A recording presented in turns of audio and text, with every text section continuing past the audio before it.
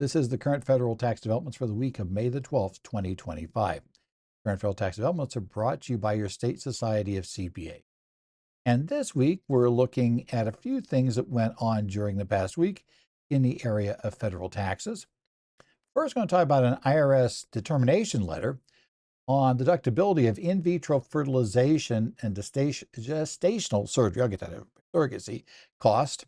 Talk about those two. It is a topic that gets covered quite a bit, I guess, we'll say at least reasonably often in various rulings, because there's always this interesting question of what are medical costs in cases like this and what aren't. So we'll talk a little bit about that.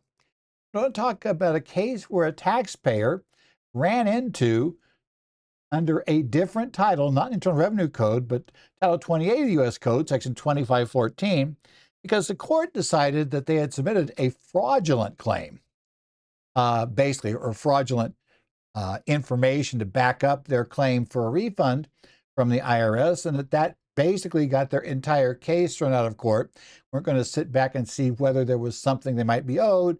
They simply had forfeited the right to challenge this at all. So we'll talk a little bit about that. I'm going to talk about the tax collection suits and the status limitations in United States versus Ragen.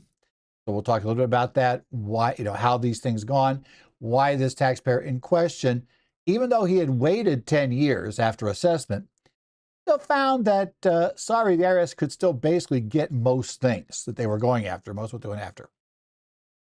We'll talk about a case where a civilian contractor for the Department of Defense, who was ordered by DoD to relocate, discovers that unfortunately she does not qualify for a moving expense deduction, even though she believed it applied to those in the military, which it does, but she was not actually active duty in the military. So the fact that she may be military related, she may have been told by the DoD to relocate, doesn't itself get her a deduction here, as she discovered. And finally, we have another case that's going to court now in a different Circuit Court of Appeals than the Third Circuit in the Culp case. So we're going to talk about a case that came up where we're again seeing the question raised about whether, if a deficiency petition is filed late in the tax court, does the taxpayer have the right to be able to argue that they should be able to, present to the tax court, a reasonable, let's say, excuse for why they did it, so that they could get, a basically extended statute. And the problem is we're looking here for equitable relief, and we'll discuss that because clearly the tax court believes the answer is no.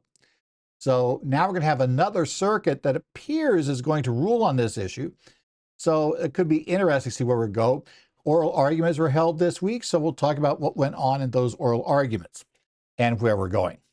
But let's start here with navigating in vitro, I'll get it right, fertilization and gestational surrogacy costs involving medical expenses. What of those are deductible, one aren't?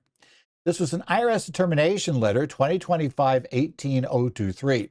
Interesting that it was a determination letter and not technically, a normal, what we call private letter ruling. They're really pretty much the same, but this one did get published. It came out May 2nd, 2025. Let's talk a little bit about what was going on here. Now, here's the facts. We have two taxpayers, right? Husband and wife. They're a heterosexual married couple. That's pointed out as the facts they had there. Now, taxpayer A had a pre-existing health condition that meant there was a very high risk for her if she went through a full pregnancy. And basically there was not good odds for, in essence, the child coming through as well. So there was all kinds of reasons why it did not make sense for her to carry a child. Now, they engaged the services of a gestational carrier to carry their biological child. So we were going to basically, through in vitro fertilization, we were going to be basically planting, the egg would be planted into this, basically surrogate, and then the surrogate would carry the child to term.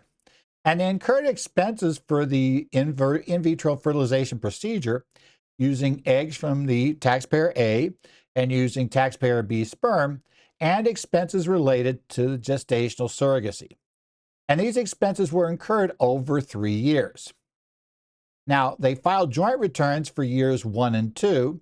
They claimed no deduction on those who were awaiting the IRS determination, and they are waiting to file their 3rd-year return.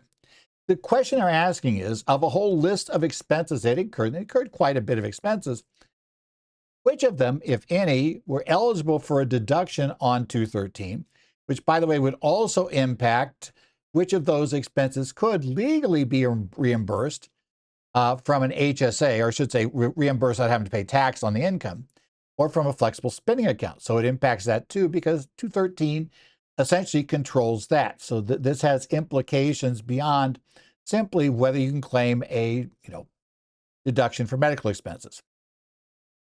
Now, as I said, they requested the determination letter of their unreimbursed expenses for both the in vitro fertilization expenses and the surrogacy's expenses. They want to know, as medical expenses under 213, which of these expenses would qualify. They acknowledged in their request that it's going to be subject to a 7.5% of adjusted gross income threshold as a Schedule A medical deduction. Now, Internal Revenue Code Section 213 is what covers medical expenses. And 213A allows a deduction for any medical expenses paid for medical care of the taxpayer, the spouse, or a dependent when they exceed 7.5% of AGI. Now, big issue always in any tax law is looking, is there a specific definition here of the terms involved, or are we dealing with the general definition, what we normally expect a definition to mean, those terms to mean? When we look for medical care, we do find that in Section 213 D1A that there is a definition of medical care. So for purposes of this section of the code, medical care is amounts paid for the diagnosis, cure, mitigation, treatment, or prevention of disease, or for the purpose of affecting any structure or function of the body. And those last terms are going to be key here, because obviously we don't have a disease here, right? None of this treats a disease. None of this directly treats the underlying condition of taxpayer A, right? These expenses are essentially, though, expenses being incurred, and the question becomes which ones can meet this test.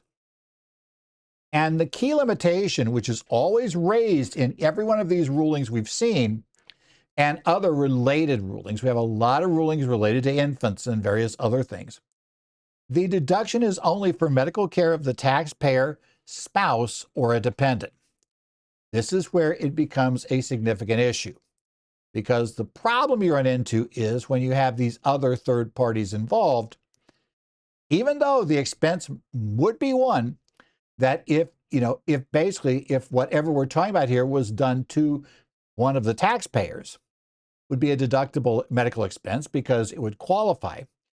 The fact it's being done to the third party, or is part of the process handling the third party, does tend to get in the way of getting any deduction for those expenses, and this will be no exception. So the IRS went through and applied the definition of medical care under 213 D1A to the various specific procedures. So essentially, for in vitro fertilization procedures, right, expenses for the egg and sperm retrieval procedures, they qualified as medical care because the IRS said both of those affect the structures of your body.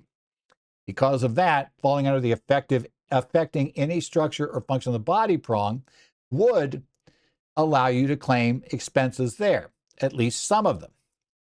Now, when we looked at the surrogacy expenses, that looks at who received the medical care. And here's the problem. The expenses related to the gestational carrier were not for the medical care of taxpayer A, taxpayer B, or a dependent. That at no stage until the birth of the child is that child potentially a dependent of somebody. So we have to realize that's been consistent here, because that's usually where people try to argue here or try to get into it, is saying, well, the whole point of this is to to arrive at a dependent, right? That's kind of the point of this. That's where we're going. But the problem is they said, no, at the moment, those expenses for that third-party gestational carrier are non-deductible expenses. They are the medical expenses of that party. That party is not paying them. And they are, and you are paying the expenses, couple, but it's not for medical care of anyone for whom you can claim a deduction, right? Basic structure. Now, I suppose you can argue that, well, at least do we kind of get out of the gift tax? Well, yes and no. I think there'll be a contractual arrangement. So this isn't exactly a gift to the other party. So I don't think we have a problem there. They're being compensated. It's just an expense of incurring that. But even though, and it is very expensive, you're not going to get a deduction for this. The law does not allow for it. Now, what in vitro fertilization expenses were incurred, or were, I should say, approved? And the ones they specifically approved were screenings, fertility medication and treatment, and egg and sperm retrieval expenses were all considered to be deductible medical expenses. Remember, in each of those cases, the party receiving the medical care is going to be either taxpayer A or taxpayer B. So, and of course, they're the two on the joint return. So they're fine. Now, again, the condition must exceed 7.5% of adjusted gross income. They must be married filing jointly, and they will file amended or original joint returns to claim these expenses. The IRS said the reason we approved these is that the egg and sperm retrieval expenses affect the body structures of the two taxpayers. So they qualify as deductible medical care under the definition found in 213. Now, basically, gestational surrogacy expenses, that was a complete disallowance. We denied any expenses incurred related to the surrogacy, right? The gestational surrogacy. So that is when we get to that point. They had a long list of things that didn't count that they said was not everything. But what you couldn't take, which we know, which from this ruling is, the IRS says you can't any carrier testing, medications for the carrier, or procedures costs for the carrier. None of those are deductible. The embryo transfer fees, that would be for carrier pain and suffering. Embryo storage related to the carrier insurance, life and disability policies on the carrier, delivery costs for delivery of the baby, legal fees for parentage, and base reimbursements to the carrier. The basis for denial of all of those is these are expenses directly for the identification, compensation, medical care of a gestational carrier. And the related reimbursements are not for the medical care of the taxpayer, spouse, or a dependent. So essentially, because this is usually the theory people have, we're having a child and, for medical reasons, we either can't or be very inadvisable for us to go through, the process of, what we'll call the traditional method of having a child. So we're going to go through this process, and we need a surrogate for this process because it is either medically highly inadvisable or medically impossible, for the mother to carry the baby to term.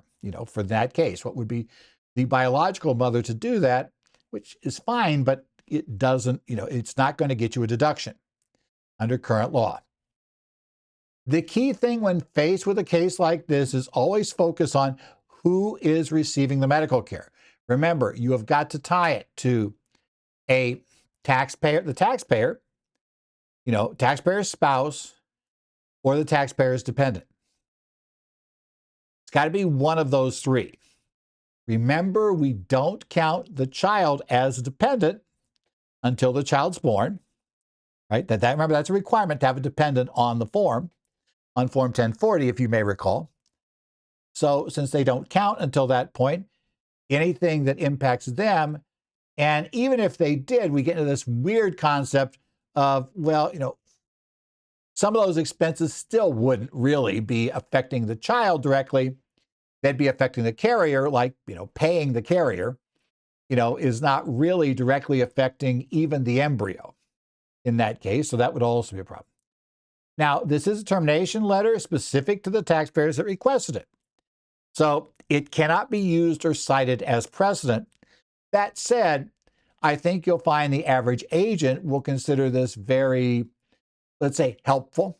You'll find it helpful and convincing that this will work because obviously the question's been posed to the national office. The national office has come back and said, these items are deductible, assuming the agent's going to try to throw the whole thing out. It does illustrate how the IRS applies the medical care, and it's something to remember, right? This is how you do it. Remember the fact that it's got to be for the taxpayer, spouse, or dependent, and it must be for a disease, which normally requires you to have a formal diagnosis and something recognized generally in the professional literature as being a disease, or for the function of a part of the body, which is a broader definition, can cover other things that are not disease related. CPAs advising clients are going to have to analyze the detailed facts of the situation. A client's likely to walk in the door and say, well, we had a surrogate, we had to use in vitro fertilization, we had a surrogate, and our total costs were X dollars. It's like, we need to break these down, right? We're going to have to break down the costs and look at each one individually because this is not the first ruling of this sort. You're going to have to check and see, which of the costs are going to be considered allowable and which ones aren't. That'll make a difference. You got to ensure documentation that's also going to be clear, right? You don't want just sort of a general number thrown around. We need to go get the specific documents to back up the medical expenses incurred on behalf of the taxpayers or taxpayers' dependents, and not the ones incurred, and separate those from the ones that are being incurred for the other parties in the arrangement. Next up, we're going to take a look at a U.S. Court of Federal Claims case number 24810. It was filed on April 30th, 2025. And it's going to be the Quinones versus United States case, right? This is a question of how a taxpayer managed to get their entire case, even if they had a refund coming, whole thing got thrown out of court because they were creative. I mean, I got to say, these guys were really creative in this case. Now, we have two pro se plaintiffs. That's probably part of the reason we've got this here. And so Mr. and Mrs. Quinones, my Spanish is horrible on that, sought substantial tax refund of $4,547,247 following the IRS disallowance of their 2021 refund request. You're going to shoot for the sky, I guess, was the idea if you're going to ask for a lot of money. This claim was based on their 2021 federal income tax returns. Now, they reported income of $1,433,860. They had very large wage amounts reported on their attached W-2s, $4.5 million for Mr. Q and $9.4 million for Mrs. Q. They also reported significant federal, Social Security, and Medicare withholdings. As you might guess, that's going to be where the problem comes. And they allege the IRS violated Internal Revenue Code Section 31 for giving wage withholding credits, for not getting full credit for this, and for not, under Section 37, providing them with the requested repayment of their overpayment, right? They're saying they owe us this money, they're required to do it. Now, as you might guess, you need some more facts to figure out what's happening here. Wow, they had that level of return. The first thing you may be thinking, which probably a lot of us would be, is, $14,400,000 of income. Why in the world? And you're asking for over $4.5 million in refund. Why didn't you get legal counsel, to take the case to court? Why are you doing a do-it-yourself project? Well, we'll discover the whole thing's been a do-it-yourself project and not necessarily the best one. There was an enormous difference between reported and actual income and withholdings. Now, for Mr. Quinones, who is from First Systems LLC. It was that's an entity he controls, an S corporation, so an LLC operating as S corporation that he controls. He reported $4.9 million in wages. Remember, in reality, that company only paid him $91,899.98. Now, you might be thinking, well, wait, tax fraud. Why would you grossly overreport your income? How would that lead to tax fraud? There's going to be a ton of tax due. Well, turns out he reported $766,000 of federal withholding. In actuality, he only had $14,200, and then he also reported huge differences for Social Security and Medicare. Now, at trial, he admitted that the $91,899.98 was the actual amount the company had paid him. He didn't dispute that. And his company, which he controls, makes about $8,000 in profit a year. So, okay. Now, for Mrs. Quinones, she was paid by a third party, Vistra Corp. She reported $9.4 million in wages. Now, the W-2 her employer filed with the IRS showed only $175,393.72. She reported $1.4 million federal withholding, and actually it's only $26,433.47, and she had huge differences for Social Security and Medicare. Again, the actual W-2 was accurate, and her Form 1040 numbers in no way remotely resemble her actual W-2. Now, as you might guess, they're going to have severely overwithheld Social Security, right? Severely overwithheld, severe excess withholding. So we're playing with these numbers. Also, they basically fabricated numbers per the court's term.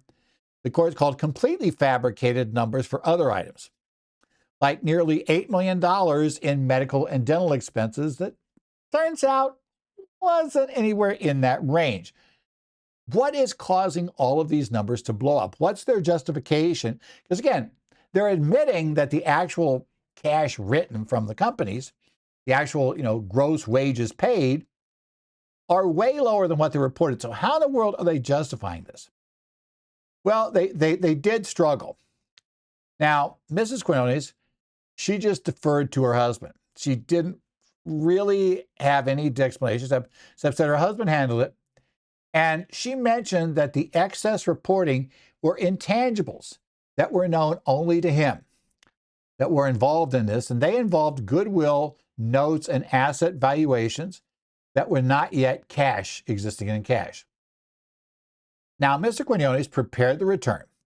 He created his W-2s via ADP software, which is kind of interesting. That's mentioned in passing by the court. We don't know exactly what he did, but somehow he got them out there. And he testified the inflated numbers included intangibles and notes like going concern value and goodwill. And he claimed that this is justified by Internal Revenue Code Section 197 and also by Regulation 1.197-2, which is a going concern definition. He then takes that into basis for 1012. Now, as you might guess, if you know 197, right, the intangibles from buying businesses, etc., you're like, that has nothing to do with any of this. Well, the court agreed. The court found his results unrecognizably skewed definitions. We don't know. I mean, let's be charitable to him and suggest it made sense to him. Unfortunately, in a pro se taxpayer, sometimes that's what's happened. They've gotten into this, they've gotten into theories, they've read various, let's say books or other articles written by people who don't know what they're doing, right? Or who are in it to charge money to get this to people. You see all kinds of weird ways it gets done. But anyway, he bought into this. And so, of course, he's now created these huge multipliers, which means that, right, if you have all that extra income, it's horrible, right? If you're going to pay lots of tax, unless you have a bunch of extra withholding. And we've seen a couple of times this has been done, where we've seen inflated income, but inflated withholding. I think that came from a theory that people had developed. Well, the IRS doesn't question you if you report excess income. That's true, right? You're not going to normally get a letter from the IRS saying, "Hey, you reported $120,000 worth of wages, and we only find 100,000 that was reported on W-2." You're not very often going to get an adjustment for that. But what they will not let you inflate without sending lots of correspondence is the amount of withholdings, right? There they would ask. And I think that that's kind of where the theory came from, though, was that we could do that and then inflate the withholdings and nothing would matter. Now, his medical expenses included $8 million of intangibles. Apparently, they were value he was providing to the doctors and hospitals, whatever, plus provider and workforce know-how. So he reported his total cost, right, involved not out of pocket. Out of pocket, he hadn't spent $8 million. He'd spent $1,700. So the court did a few hypotheticals looking through how he was doing stuff. So he said, so a $10 flu shot could end up translating to $30. That'd be $10 for the actual service, $10 for the value of the provider's know-how, and $10 for administration of the shot. Then he also valued the receipt. The receipt you get from the, let's say you get your vaccine at a pharmacy, right? Your flu shot there. So, which is where I got mine this past year, and they give you a receipt when you pay. We said that receipt itself was worth $10, right? It was worth $10 because that proved what he had paid. And so that allowed him to take a $10 deduction. So that was done. He also said there was a $10 for the value of the currency that was involved. So this $10 flu shot would end up being $50. But we're going to find out we're not done yet. Secondly, we looked at a cookie. So a $5 cookie becomes a $15 cookie. Again, $5 for the cookie. Amazingly, $5 for the goodwill that's being transferred, and not quite how that gets to that. And then $5 for the going concern for the baker. I guess his theory is he's providing that value to them, allowing them to stay in business and allowing them and providing them with extra goodwill because he's buying cookies. And then after those numbers are done, and you go through those, you're still going to find your way short of the numbers he reported. He inexplicably multiplied medical expenses by 54. Just flat out 54, what he had already done using this inflated way of compounding expenses. He then took those expenses times 54 to reach his final amount. And the court said this led to fantastical numbers. And also, it appears the court strongly suspected that he knew the result he wanted to get to. And he just came up with some theoretical method he claimed would get him there. And his 54 was simply a multiplier that came out of thin air. Right? Now, the government said, wait, under Title 26 United States Code, Section 2514, Special Plea and Fraud section, if you fraudulently attempt to get money from the U.S. government, you got a problem. They also asserted a counterclaim for 2020, trying to get tax from him. But the court is not dealing with that in today's case. Now, under Title 28, United States Code, Section 2514, a claim against the United States, because this is dealing with claims against the U.S., shall be forfeited in its entirety if the person corruptly practices or attempts to practice any fraud against U.S. in the claim proof, statement, establishment, or allowance. Court is finding this was fraud. It requires a specific finding of fraud or attempted fraud. And if that's found, the court has no option.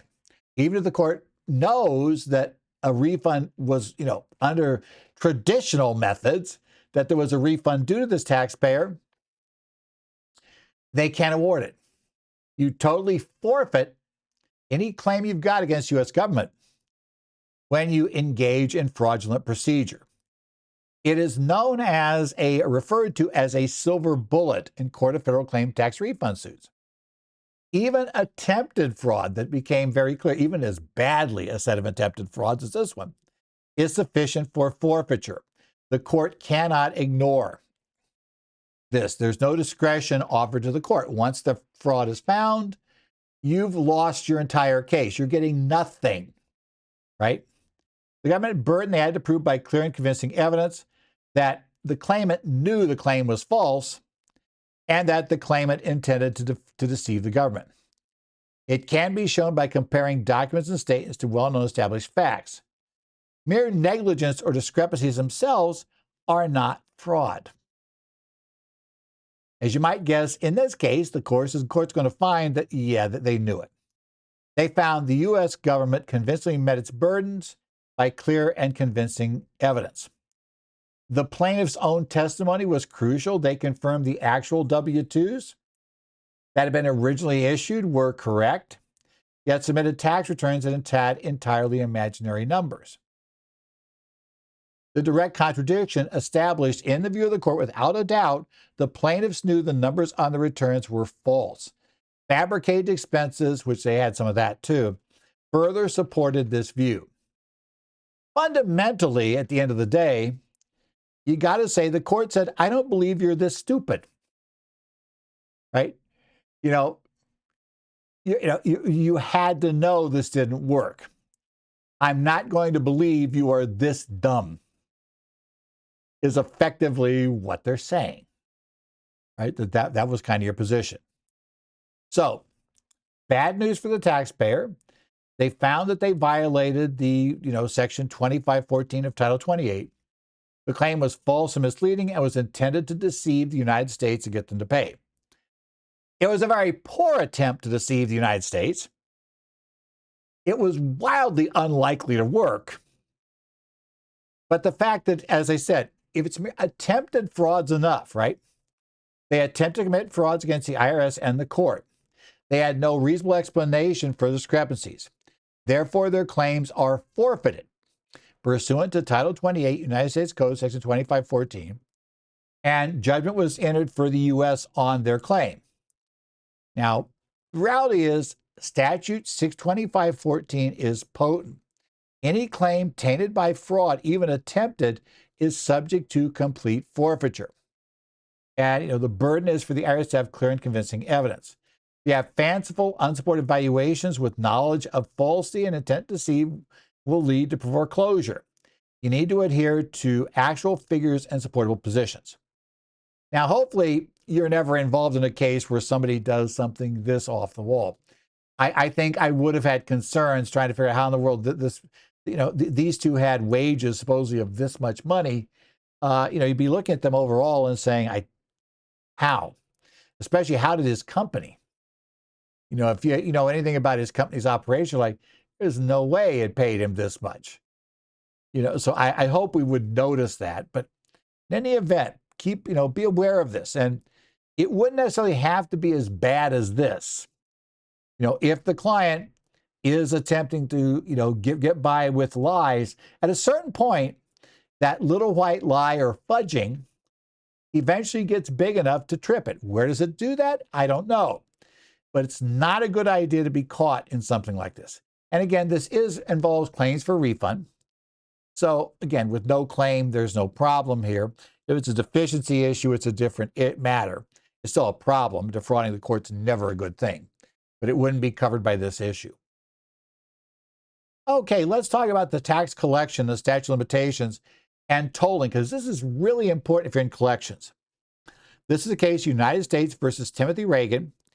It is case number 4:23CV306 from the United States District Court for the Southern District of Georgia, and the opinion was issued on April 30th of this year.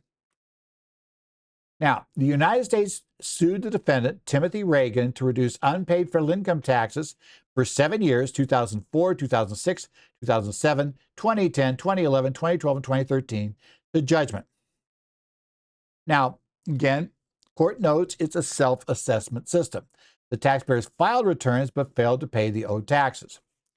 The IRS made the assessments, which include the primary tax, interest, and penalty. They had failure to pay, Late payment and accuracy penalties for 2011 was one of the years involved. The assessments were substantial. Hundreds of thousands of dollars in tax alone was unpaid and was assessed. The IRS issued notices of demand for payment. The taxpayer failed to pay. As of June 17, 2024, there was $1.28 million outstanding on the returns except for 2004. We'll talk about why 2004 is excluded, and accruing. Now, he admitted liability for unpaid taxes in his answer, but he didn't admit to the exact balances that were unpaid. So, we basically have here 1.28 million is the IRS alleged number. And yeah, that's where we sit at here. Actually, a bit more, because 2004 is going to discover there's a problem there. Now, you might think, well, this is kind of old, didn't the statute go? The IRS only has 10 years after assessment to collect the tax or get a judgment, right, against assets and things like that. Had they lost the 10 years, because many of these, you look at the case and its timeline, you're going, well, we're more than 10 years out, right? But different events will toll the statute, and Mr. Ragen had a lot of these. First, he filed a bankruptcy in July of 2008, and it was open, but eventually concluded without discharge. This is bad news. On December 15th of 2011. That will stop the statute, right? During a pendency of a bankruptcy. And the fact he didn't get discharges means that we just pick up and we just ignore that whole period of time in counting for our 10 years. Also, he submitted 2 offers in compromise. When you submit an offer in compromise, you're going to toll the statute as well. His first one was filed on November 19th of 2012. IRS rejected it in less than a month. Right? On December 10th of 2012, he then went and filed a new one on February 13th of 2013. IRS looked at this one a little bit longer, but essentially just over 2 months later, on April 19th of 2014, they rejected it. Finally, he made an installment agreement request. He filed that on August 31st of 2021, and that was ultimately rejected on March 11th of 2022. Now, he wasn't aware of how those impacted the statute, but he was trying to come to court to say the IRS is too late. And he did not respond to the government's summary judgment motion. And his counsel indicated no intent to respond or defend. I have a feeling by the time all the facts got in front of it, his counsel probably told him, you don't have a shot. You're going to lose all of these except 2004, right? If you want to keep paying me, that's great, but you're not going to pay me, right? Then we're out of here. The smart move for you to do is to just give up on this case. And so essentially they do that. But as I said, I suspect he didn't want to pay the attorney. So that was part of the reason why there was going to be no response.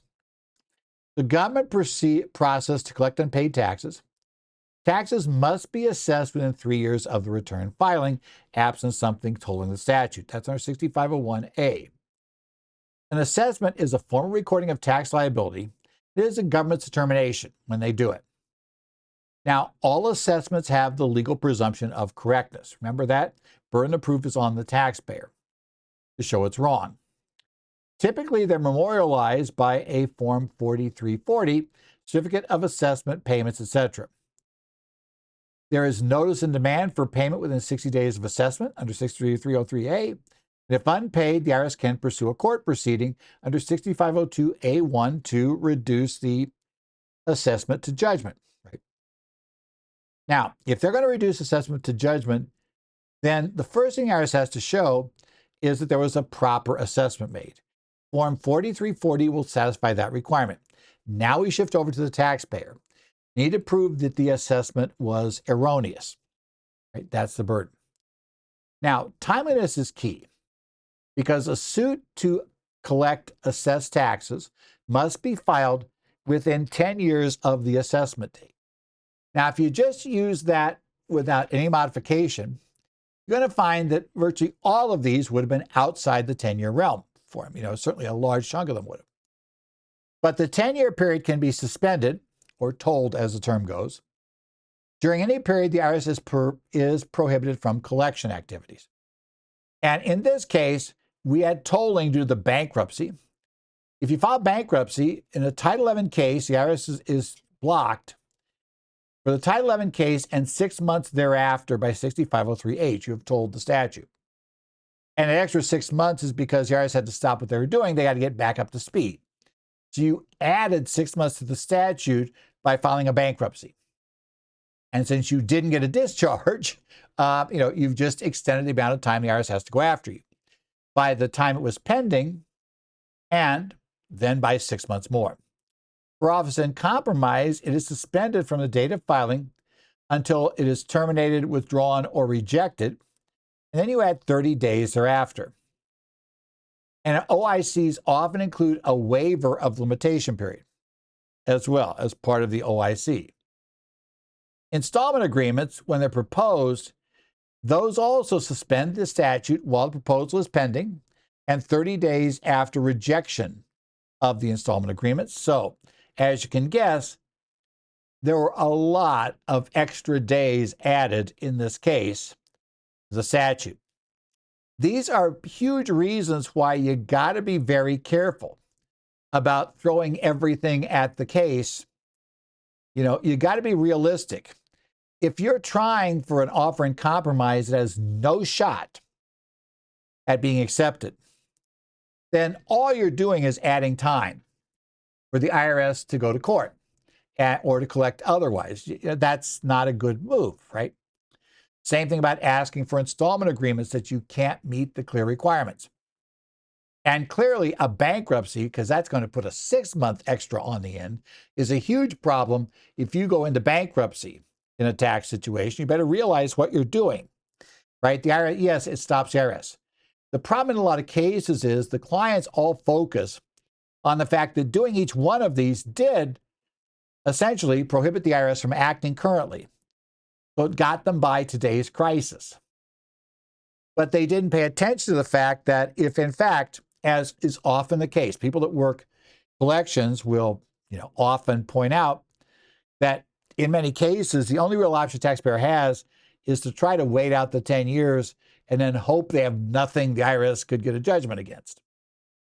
But if you're waiting out the 10 years, this is all going against that by extending the 10 years. And because this was a burden of proof argument, or burden of proof for a statute of limitations defense, the taxpayer is claiming the IRS is outside the statute. The burden is on the taxpayer to show that the filing came outside the statute period. Okay. Now, the court did calculate the total tolling period from all of these things: the bankruptcy, the offer in compromise request, the installment agreement. He extended the statute by 2,156 days. That's a long time. That's a lot of years that got added after we did this. It applied tolling to assessment dates to determine the timeliness of the suit filing, October 13th of 2023. The assessment of 2006, 7, 10, 11, 12, 13, and 14 were found to be timely. Now, 2004 is where things get interesting. 2004 assessment was untimely based on that straight up calculation. And so it's likely it could have been thrown out, but because the statute of limitation is an affirmative defense in the 11th Circuit, he did not raise this defense in his answer or his summary judgment response. So that's a problem, right? So he said he held that Mr. Ragen waived limitations defense.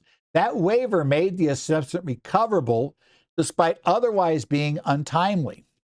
I mean, the court's saying it's likely, really likely it's untimely, but it's not relevant because you didn't show up and actually, you didn't show up and walk us through why it's outside the statute. That was your burden to meet. You didn't offer any evidence on the point. Assumption is it's timely, and tough luck. The government met its burdens with the Form 4340s, right? Every one of those, they showed the 4340 for the assessment. He failed to approve, now Mr. Ragen failed to prove the assessments themselves were erroneous. There was no opposition. He admitted to liability. Therefore, summary judgment was granted for the United States for the full amount owed plus additions and interest orders. Now, the key implication in practice, really, guys, you have to remember, warn clients. A lot of these clients who get behind paying people end up scrambling for anything they can do to just delay. The problem with delay for these options are you're stretching the amount of time the IRS has to wait. And one real problem we have in a case like that is the longer you wait, the more there is a possibility that this person will come into assets some way, shape, or form that would allow the service to collect. I mean, more time is usually in the service's best interest, right? To have more time before they have to go reduce to judgment. So it's a problem.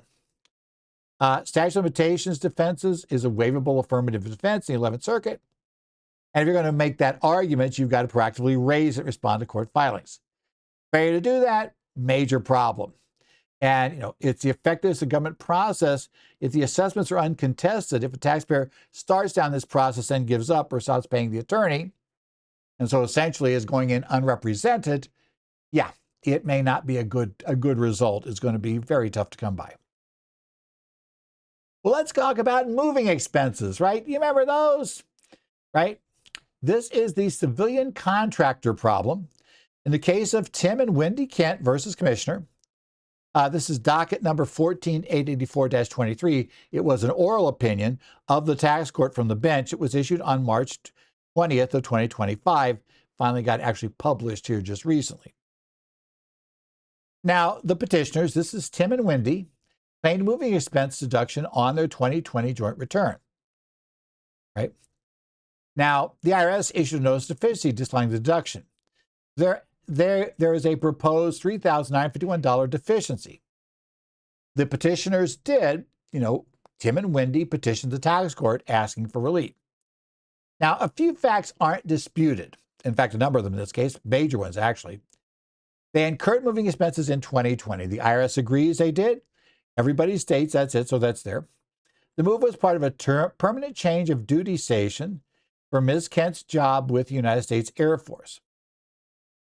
Now, Ms. Kent received official military orders, Department of Defense Form 1614, directing the move. However, neither Ms. Kent nor Mr. Kent was a member of the military in 2020. She was a civilian contractor for the Air Force. She was not, in essence, enlisted in part of the Air Force. She was an enlisted or off-enlisted person or officer of the U.S. Air Force. She was just a civilian. There are civilian employees of the Air Force. They exist. And the thing you got to remember is when things like this come up, most of the tax breaks given for military situations don't apply to civilian employees of the Department of Defense. And that's going to turn out to be her problem. Now, she said, wait, my move was initiated by, and they are the formal military orders for her work with the Air Force. She said, if you're ordered by the U.S. Air Force to move, that's when you get deductible expenses by the 2017 Tax Cuts and Jobs Act. And they said, look, the orders came from the military. The job relates to the military. We should be allowed to get the deduction. And I fully understand why they think that. But the problem is the law limits this, right? The question was, were moving expenses incurred by civilian contractors in 2020?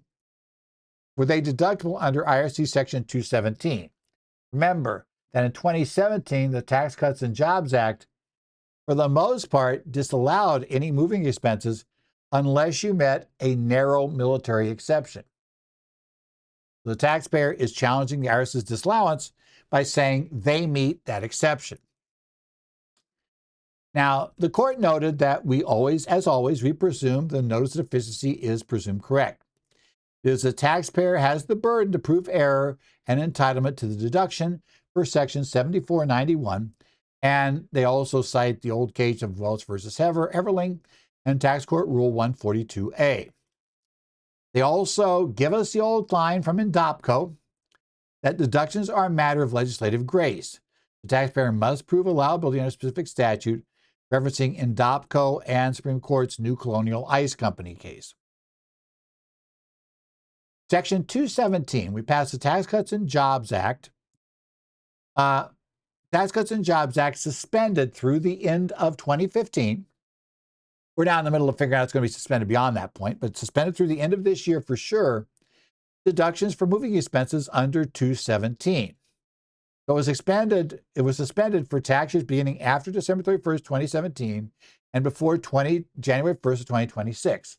Obviously, 2020 is within the suspension period. The question becomes, do they qualify for this narrow exception, right? Section 217K, added by the Tax Cuts and Jobs Act, says the suspension does not apply in the case of an individual whose subsection G applies. Always love these cross-sections. 217G, the exception applies only to a member of the Armed Forces of the United States on active duty who moves pursuant to a military order and incident to a permanent change of station. Here's the problem. So you must be a member of the armed forces, and now we're back to what does that mean? This time you're not going to find the definition in the section. You're going to find it in the title-wide definitions found in Internal Revenue Code section 7701A.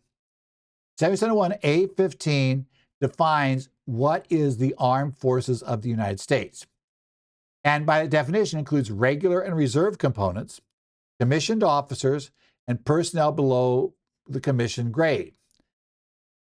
We've had a number of rulings saying if you are a civilian, you're not entitled, even though you're working for the Department of Defense, even though you got military orders, you're not entitled to exclusion reserved solely for the military.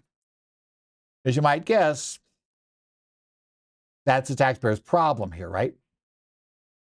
To apply the law to the undisputed facts, they didn't meet the criteria. Neither one of them was a member of the armed forces. Ms. Kent was a civilian contractor for the Air Force. She was not a member of the Air Force. Civilian contractors are not part of the armed forces, such that moving expenses would be deductible for them in 2020. The court specifically held that finding was there. They did not fall within a narrow exception. Neither one was a member of the Air Force. The court acknowledged the disappointment given all the pandemic military orders, but they said, we can't rewrite the law. Remember, if the law is clear, the court does not have discretion to go change it. They're not Congress. They're not allowed to rewrite the law. That's why it's always important to understand what the code says. Because while you may get the court to decide the IRS reg isn't quite proper, etc., if the code itself makes it clear your client's position is dead on arrival, you got to recognize that, the code. You can't try to argue things. And the other catch we discover in other cases is you can't try to argue, well, that couldn't have been what they meant. You go back to the Germain case, which I mentioned multiple times. Remember, from Germain, U.S. Supreme Court case was a bankruptcy case. But what they said there was, if the code itself, basically the U.S. code itself, the statute, has a single way of, you can read it, the text there, it really doesn't matter. Nothing else matters. As long as it's constitutional, we're good. And we're done. We have our answer. And it does not matter if Congress intended to do the exact opposite. What matters is what they wrote and they voted yes on, right? So taxpayers were not entitled to claim moving expense deduction, and decision was entered for the IRS sustaining this deficiency. Now, some key practice takeaways. Don't forget, hopefully you haven't forgotten, right? It's been enough years now. Moving expenses were largely unavailable in 2018 all the way through 2025. And I think it's very likely they'll be unavailable in the future. I haven't heard any rumblings yet that if we get a tax bill that somehow moving expenses are going to magically reappear. So far, that's not, absolutely nothing has been telling me that these are going to come back. Now remember, therefore, we're working under this 217G exception. and it is strictly available to members of the U.S. Armed Forces on active duty moving under specific military orders, right? So you got to meet that requirement. If you are a civilian employer or contractor, even when working for or moving under orders from military branch, you don't qualify for this exception. And that's come up in another context, which can be a little more confusing. There are individuals who work in both the reserves and the National Guard, both of which are reserve components of the military, who, despite the fact they are members of the reserve and members of the Guard, their main job is civilian with the organization. And that's true even though these people, which is where you'll get lots of confusion, are showing up for work every day in military uniforms showing military rank. And I know about this mainly because my father, for many years, was one of those people, right? He was effectively a member of the military only for, 1 weekend a month and 2 weeks a year. Otherwise, he was a civilian employee and actually got, he got his paychecks. And when he retired, he got both a civil service retirement and a military retirement, right? The two were separate, even though all of it was done working for the Department of Defense. It didn't matter.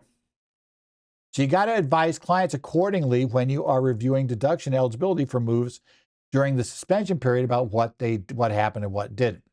Now, this is a bench opinion. It cannot be relied upon as precedent in other cases, but it's likely a good way of showing an application of the statute. That is, unless somehow this judge got it wrong, likelihood is it's very likely going to be a result. So again, you can't cite as precedent because it's not really deciding anything new. It is, however, coming up with this, so it's something you'll consider. Now let's talk and end on, we're going to finally get additional guidance on the question of whether the 90-day deadline for filing your tax court petition, when the IRS has basically gone deficiency route, you've got a notice of deficiency, is that jurisdictional? Which means if you're day 91, it doesn't matter why. You're outside of the tax court can never hear your case. Or is it not? And this is the case of Naisha Oquendo versus Commissioner. This is oral arguments that were held this week before the Sixth Circuit Court of Appeals, case number 24-1205. And, those oral arguments were held on May 7th.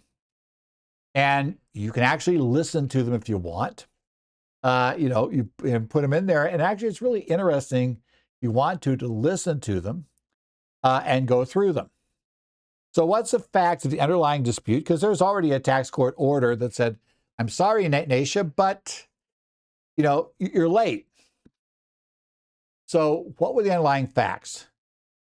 The IRS issued a notice of deficiency to Naisha on May 30th, 2023.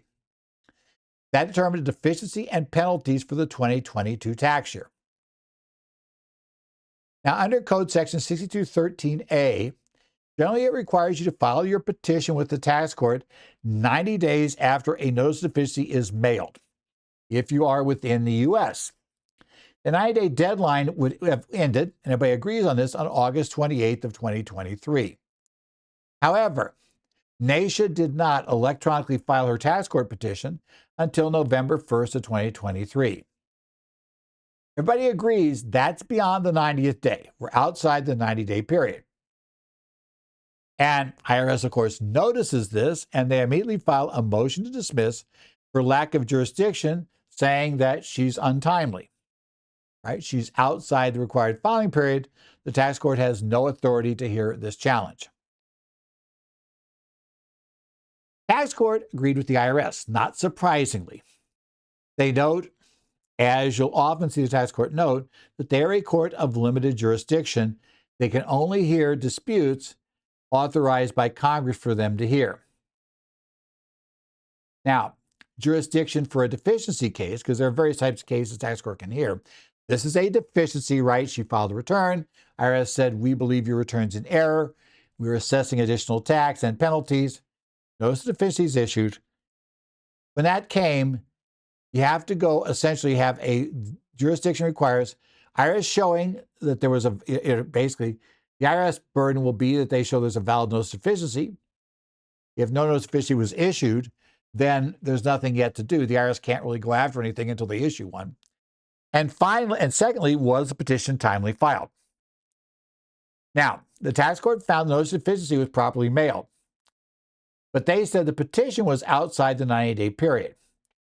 The tax court held specifically it has no authority to extend this 90-day period, repeating what it said many times.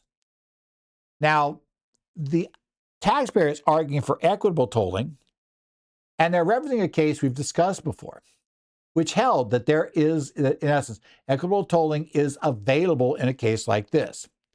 This is a Third Circuit case of Culp v. Commissioner. Now, at this point, there's not any real significant discussion about why Naisha thought she should get equitable relief. Because the real question now is not whether she gets equitable relief, but can she even argue for it, right? The IRS says, no, you can't.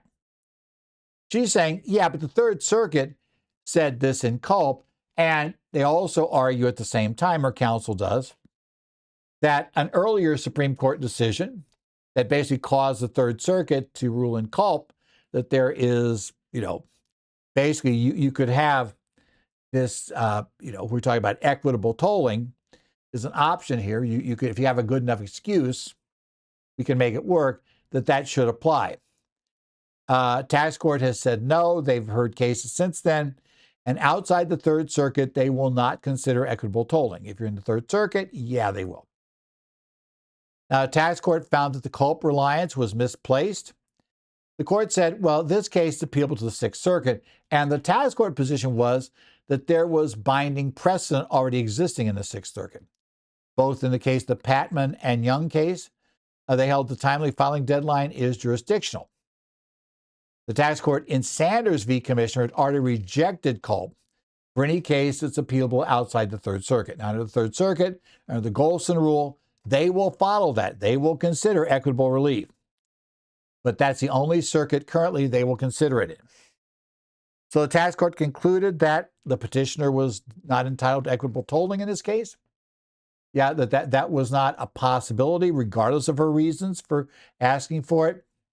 And so the tax court dismissed the petitioner's, dismissed the petitioner's petition. It said, we have no jurisdiction. We're not allowed to hear this case. Now, in her decision, the judge noted that there were alternative avenues available. She could administratively, continue talking to the IRS about this issue, or she could pay and sue for a refund. Now, the court recognized that might not be practical. But they said, those are options you have. Those are the options you have once you miss the 90-day period. You either try to get the IRS to reconsider, which is always a bit dangerous, you hope. But if you're outside the 90-day window, that's your only option. Oh, by the way, remember, don't just take IRS assurances that, oh, yeah, this will all get reversed before the 90th day. Because if it doesn't, you're out of luck. You want to make sure that if your client is going to dispute it, that they get ready with their petition. Once a notice of deficiency is issued, is somebody better be first considering, would you go to tax court if this, doesn't, if we can't resolve this in 90 days? And probably, if the answer is yes, get your legal counsel in play. And you might want to bring legal counsel in just to decide if you should consider taking this to court. But be ready to file a petition. Don't sit there, no matter what you're hearing, don't sit there and hope, because the problem is, if it falls through, you're the one that's got the problem. You had to get that signed. So until they either, get the problem solved or they withdraw the 90-day letter, you've got a problem, right? As long as that's out there, it's going to stop you from doing anything. The tax court will not listen to you, especially if this is jurisdictional. No question, they're just not going to listen to your case. Now, in the oral arguments this week before the Sixth Circuit, we had both the petitioner and the IRS put their cases before. Now, the question is this a jurisdictional? or claims processing deadline found at 6213. A jurisdictional one would end of talk. You're not day 91. The tax court has to have jurisdiction. If this has to be something that has to be met for jurisdiction to exist, and then it's absolute and we're done. Or is it merely a claims processing statute, right? To like get the claims in place. It is a strong suggestion, but it doesn't itself foreclose the ability to get relief for equitable reasons. Now, of course, the taxpayer is arguing, her counsel argues that the deadline is not jurisdictional. It's just an ordinary run-of-the-mill claims processing rule subject to equitable tolling, just like the Beckler and the Culp cases, like the Beckler case. Saying, and Beckler was a case where the Supreme Court found that a similar limitation on the tax court, which I believe was in collection cases, that was merely a claims processing rule, and the deadline there was not absolute, that you could have equitable relief. Culp says, based on Beckler, we don't see where this is different. They did the same thing. Now, on the Supreme Court, Beckler requires a clear statement that a rule is jurisdictional, or the assumption is it's not. Taxpayer claims Section 6213A lacks a clear statement. The text only says what the taxpayer may do. It never says that the court shall do these things. The taxpayer may do these things, but it doesn't say and restrict the court. They're saying there is no explicit, because the IRS is going to try to argue it's implicit. They're going to say, no. Based on our reading of Beckler, it needs to be explicit and clear that this is a jurisdictional provision and not one that's merely for claims processing. So, taxpayers' counsel says, since it's not jurisdictional, it's presumptive subject to equitable tolling, like the Irwin case. And nothing in 6213A per the taxpayer counsel, rebuts this. And also says, look, the holdings they're giving are holdings you, Sixth Circuit, had issued prior to Beckler. So Beckler undermines all those prior holdings. You got to kind of do this. Post-Beckler, after Beckler, has found 6213A text even weaker for jurisdiction than Beckler was. The statute in Beckler. So therefore, essentially, if Beckler allows equitable tolling for their claim, then claims under 6213A have to have the same rights. And they also said, remember, the Supreme Court was asked by the IRS to, take on the Culp case, and they denied cert.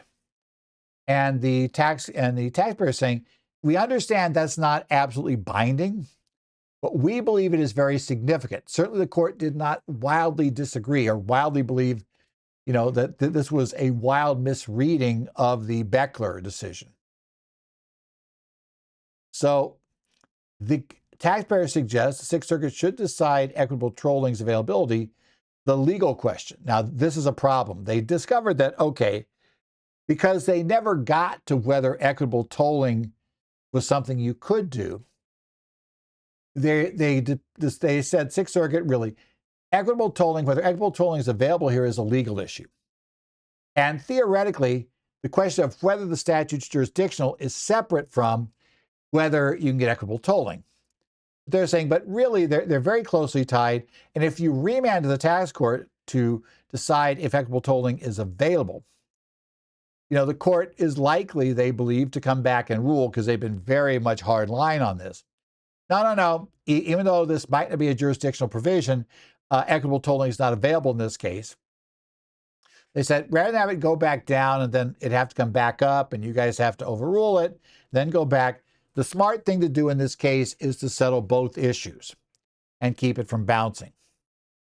And the other thing, because I was going to argue this, they said Section 6512 does not bar refund litigation if the petition is on filing, is untimely, if equitable tolling is denied.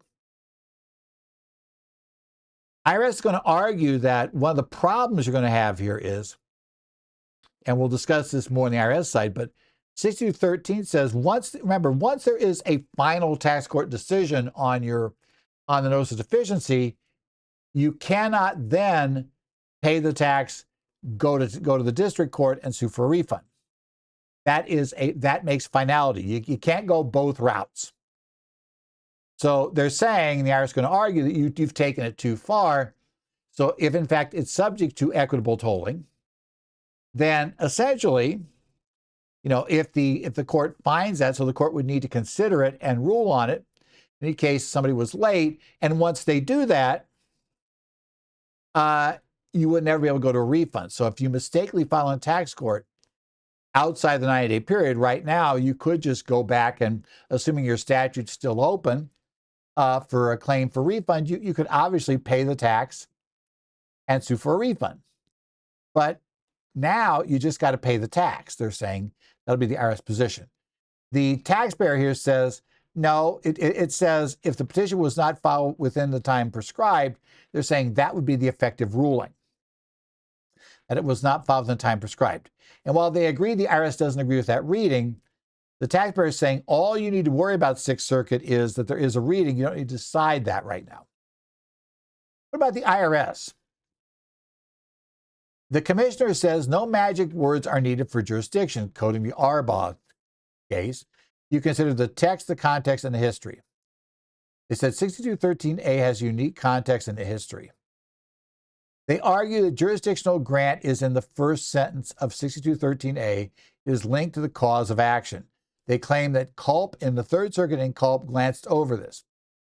They cited the Ninth Circuit organic cannabis, which followed both Arbaugh and Beckler, holding the deadline jurisdictional based on the context, text, context, and history. Now, the IRS also says there is going to be a harsh consequence of Section 7459D if that deadline is not jurisdictional. A dismissal for non-jurisdictional timeliness is treated as a decision on the merits, which precludes other challenges for that tax year. It creates, they claim, a trap for the unwary. If you go to tax court late, right, and of course, then you're going to try to preserve it, and so the court rules against you, you've lost any ability to challenge the tax. Right? And they noted the Culp taxpayers filed protective refund suits as evidence that they considered this problem might exist. Now, and even if equitable tolling is available, most taxpayers don't qualify. This is it, in essence. And that's true. Equitable tolling is not, that deadline is presumed to apply in the vast majority of cases. And the IRS took a look at situations where there is equitable tolling is allowed for various filings with the court. And they found an insanely small number of cases where equitable tolling was raised. Did the taxpayers prevail? And they suspect it'll be at least that bad here with notices of deficiency, right? So, the tax court is laying collection by evading the tolling in the Third Circuit cases. You still can't go to, tax court's going to have to delay and wait and slow up collection. And it's just going to slow the process and put the people at risk. They're saying that if you affirming jurisdictional dismissal, that's less harmful to a taxpayer than reversing and then having a denial of tolling, which leads to preclusion under 7459D. So they asked the court to affirm. Now, we don't have an answer yet. We did have, though, the judge's question. They said, look, given the circuit split post-Beckler, what about that? What's the impact of that? They did ask for the precise location of where the jurisdictional grant was. They wanted to see what each side said about that. What language is jurisdictional? What would it take post-Beckler to have jurisdictional language? After taking Beckler into account, what's necessary to find that there's jurisdictional language? They also discussed, why they should decide, the question is really, do we decide equitable tolling versus remanding for that? Pro and con. They had the parties discuss the impact of the denial by the Supreme Court of certiorari in the Culp case. Is that important? Is it irrelevant? Is there a harsh consequence under 7459D? If equitable tolling is available, are we going to shut down people and get rid of their only option because they're going to go through and erroneously file in the tax court? Do they really have a refund suit still in that case?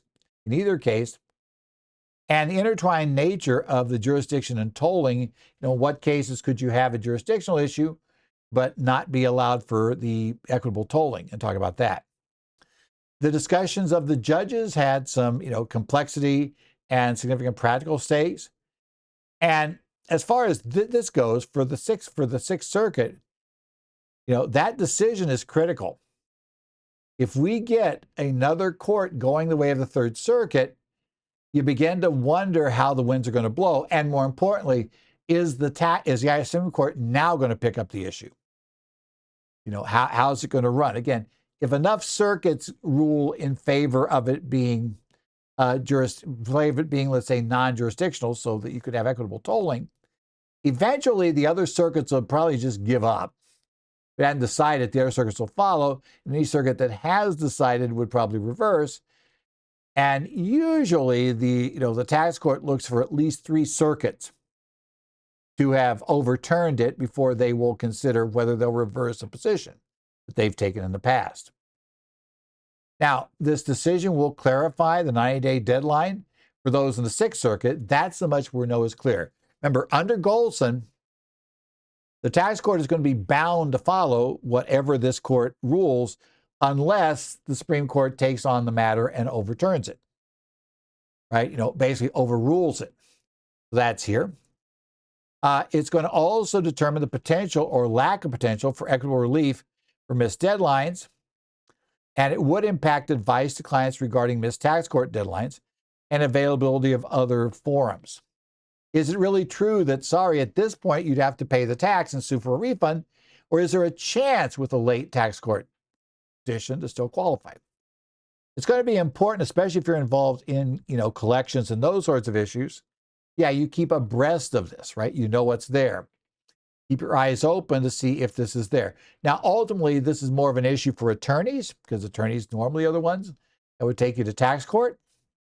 In that case, although, yes, I understand, yes, you as a non-attorney can take the tax court exam. I think they just announced the next one coming up here this week. And it won't be this week, but it's coming up here down the line a little shortly. Yeah, they're going to hold one again. Wow, excitement for that. By the way, the passing rate for non-attorneys in the tax court exam, not really very good. Just going to say the vast majority of people that take it fail it. So you understand how that goes. So it's going to generally be attorneys that are involved in this, who are going to be looking at these deadlines or looking at the issue of what this does and would we have equitable relief. I think one of the problems, too, is if we do find equitable relief is available, then what's going to be interesting is seeing what the courts tend to usually allow as equitable relief and what the courts say, nope, that doesn't work. This has been the Current Federal Tax Developments for the week of May the 12th, 2025. Current Federal Tax Developments are brought to you by your state society of CPAs. Ed Zollers coming again from Phoenix here, nice and warm Phoenix. We're heading for triple digits over the weekend this week, so we'll be there. I guess we start dropping on Tuesday. So we're going to have some nice triple digits all the way up to 106 over the weekend that I'm looking at right now, because I obviously don't record this on Monday morning. I record it earlier than that. So we'll see what goes on in that realm. As I tell you every week, you can contact me, edzollers@currentfederaltaxdevelopments.com, for email. You also can find me on the New Jersey and Arizona Connect sites, as well as Connect sites for Minnesota, Illinois, Washington, and Idaho. So if you have questions there, post them there. And if I see something I think I can respond to, I may pick up your line and respond back with it. Otherwise, we got yet another week going. So remember, not-for-profit first deadline comes up this week for calendar year, so keep that in mind. Otherwise, we will see you next week with more current federal tax developments.